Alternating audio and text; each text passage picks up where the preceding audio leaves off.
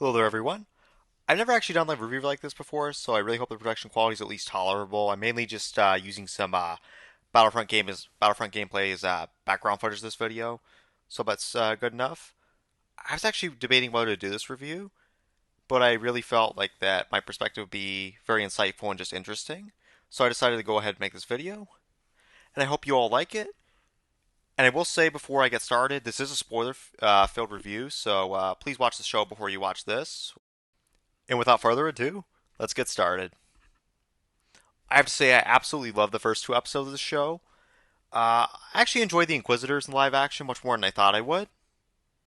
I was a little nervous about the guy who played the Grand Inquisitor, Rupert Friend, before this, because he said like he didn't watch Rebels to prepare for the role, so I was kind of concerned about some inconsistency in the Grand Inquisitor's character.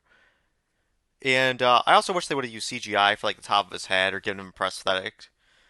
But overall, I thought the actor did a really good job. I still kind of wish we got Jason Isaacs again, and I still slightly prefer his performance in Rebels, but I felt this actor did a really good job with the role.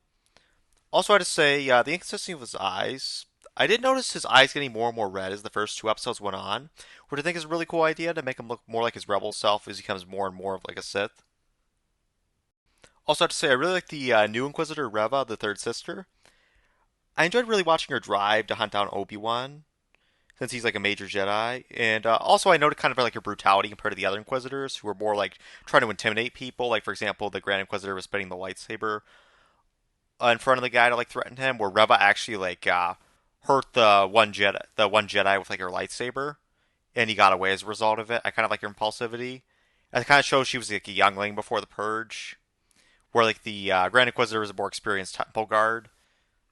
As a result, he's a little more cold and calculated, where she's a little more impulsive, which I kind of like that contrast. Also, now I have to say, like, I really like how when this show starts out, when we see Obi-Wan, he seems a little broken, like he's working a normal job, and he thinks about helping the man in front of him get his full age, but he realizes he really can't do anything. And this brokenness really reminded me like the Zygeria arc of the Clone Wars, where Obi-Wan tries to help the Togruta slave, and he actually begs him to stop, since he says basically that the Jedi just make things worse. And Obi-Wan, I feel like at this point, may genuinely like believe that guy, like with like the rise of the Empire, which I think is just really sad and just such a good start to this show.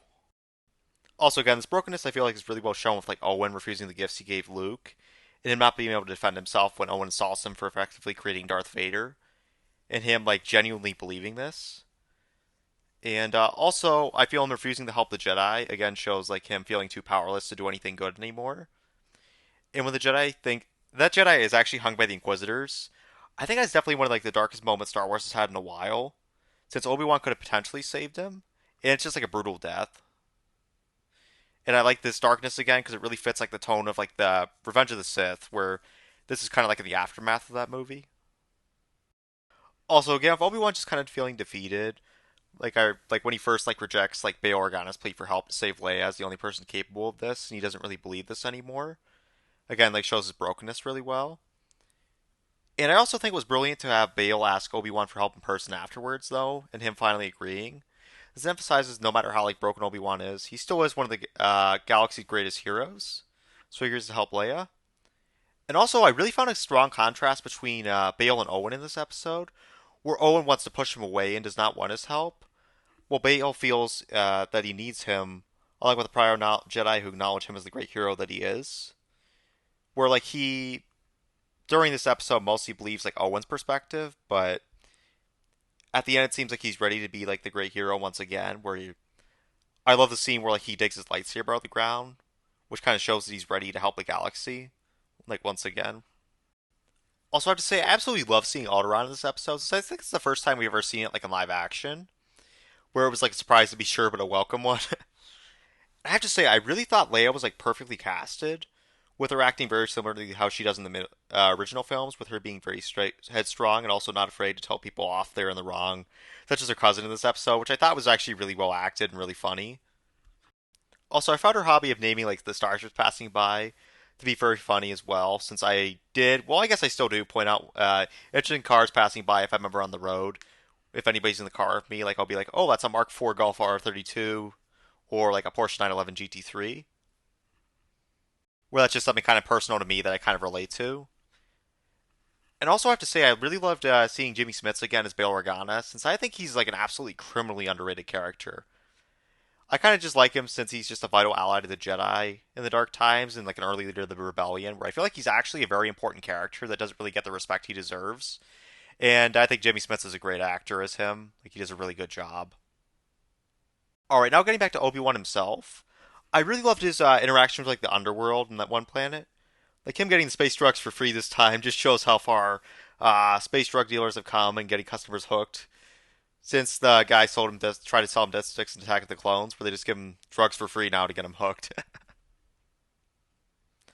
Also, I found the con artist trying to pretend to be a Jedi was really an interesting idea, but him actually trying to like help while making a profit, made his character a bit more interesting and risk he took actually to save Obi-Wan. I really liked. I want to see more of his character since he was pretty interesting. Although I do think it's kind of dangerous to pretend to be a Jedi when they're literally just being hunted down. Where I'm not sure like what the logic is of that character to do that.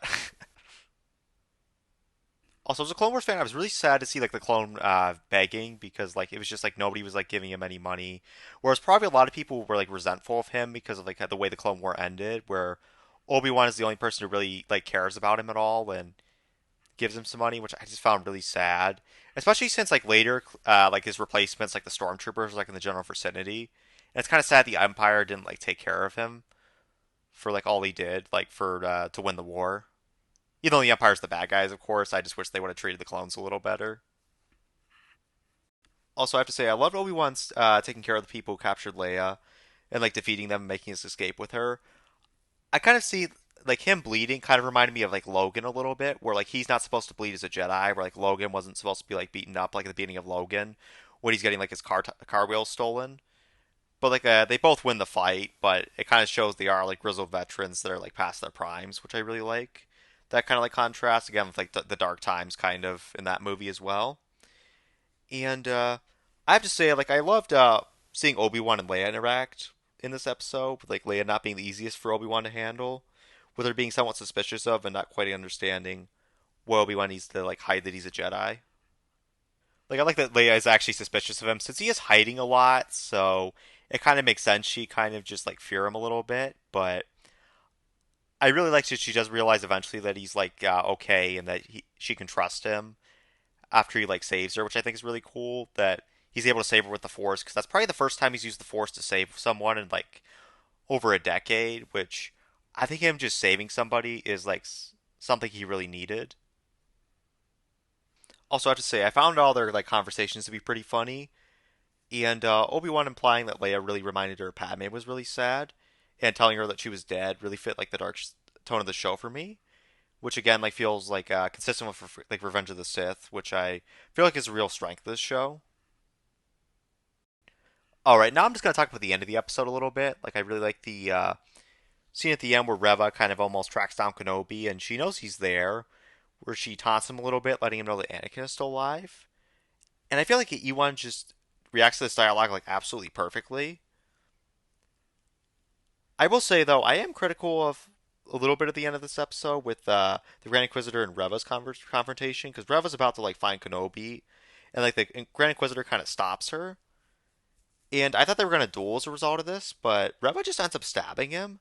I'm not sure how they're going to explain like how things are normal for her and like the other Inquisitors after this, and she almost kills her superior, which it almost feels like they should like go after her and not let her be like an Inquisitor anymore.